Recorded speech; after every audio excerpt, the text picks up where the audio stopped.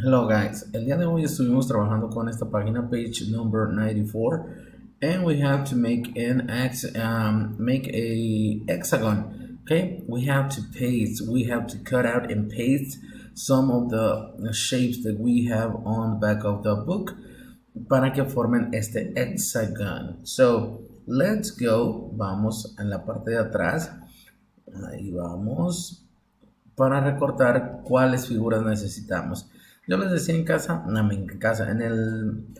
el salón de clases, que lo pueden hacer con cualquier figura y con que terminen uno, vamos muy bien. Así que, look, triangles, tenemos aquí triangles, pero hay más formas todavía, hay más shapes para que ustedes puedan hacer ese hexagon. Triangles, sí se puede, ¿verdad que sí? Miren, triangles.